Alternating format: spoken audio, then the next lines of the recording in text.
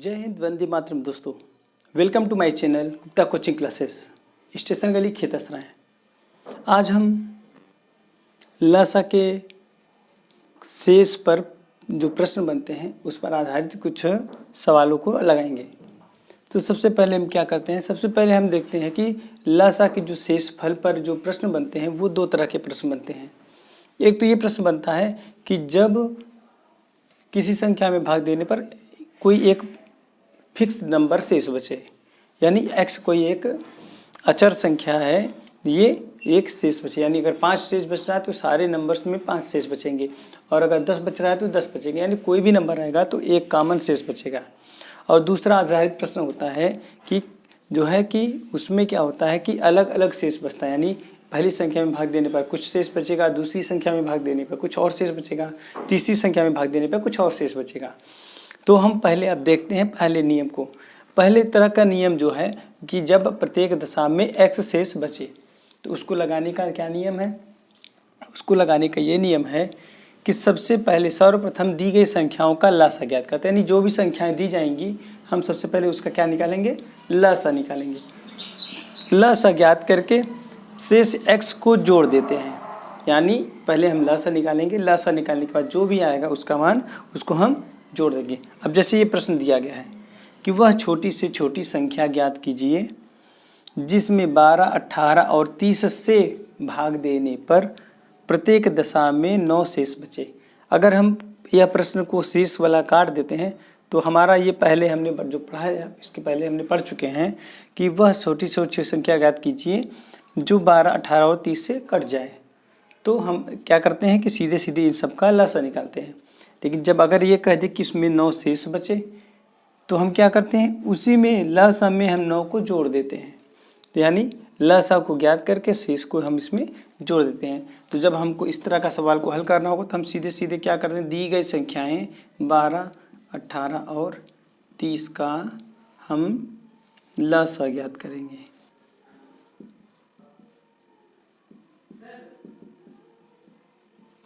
हम लसा निकालेंगे तो आ जाएगा 180, लसा आ जाएगा 180। अब 180 में हम क्या करेंगे, 180 में हम 9 को यहाँ लिखो बता रहा है कि x को जोड़ देते हैं। x मीन्स क्या होता है, x मीन्स जो शेष होता है उसको x कहते हैं। तो हम x को जोड़ देंगे तो हमारा इस पर क्या हो जाएगा, 9 को जोड़ देंगे तो हमारा हो जाएगा 189, यही हमारा आंसर हो जाएगा। और इस तरह का सवाल देखिए, जब वह छोटी से छोटी संख्या कौन सी है जिसे क्रमशः 12, 15 और 16 से भाग देने पर शेषफल क्रमशः 7, 10 और 11 बचे। यानी अगर हम उस संख्या में 12 से भाग देंगे तो शेषफल 7 बचेगा, उस संख्या में 15 से भाग देंगे तो शेषफल 10 बचेगा, उस संख्या में 16 से भाग देंगे तो शेषफल 11 बचेगा।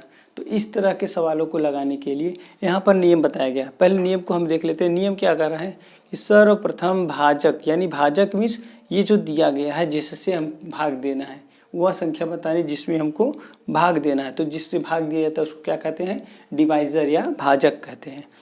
तो डिवाइजर क्या होता है, डिवाइजर से यहाँ क्या कर रहा है कि भाजक व शेषफल का अंतर ज्ञात कर, यानी डिवाइजर और रिमाइंडर का डिफरेंस ज्ञात करते हैं। डिवाइजर और रिमाइंडर का, यानी 12 और 7 का 12 माइनस 7, इसका हम अंतर ज्ञात करते हैं। 15 और 10 का, 15 और 10 का हम ये ज्ञात करते हैं। 16 और 11 का, 16 और 11 का। तो हम ये देख रहे हैं कि यहाँ पर 5 आया, यहाँ पर भी 5 आया और यहाँ पर भी 5 आया, यानी ये अंतर क्या है, अंतर क्या है, अंतर आ रहा है 5। इनका अंतर क्या आ रहा है, 5 आ रहा है। अब क्या कर रहे हैं कि सर्वप्रथम भाजक और यानी डिवाइजर और रिमाइंडर का अंतर ज्ञात करते हैं, फिर भाजक का लसा ज्ञात करते हैं, फिर उसके बाद क्या जो नंबर्स दिए गए उनका हम लसा निकालते हैं।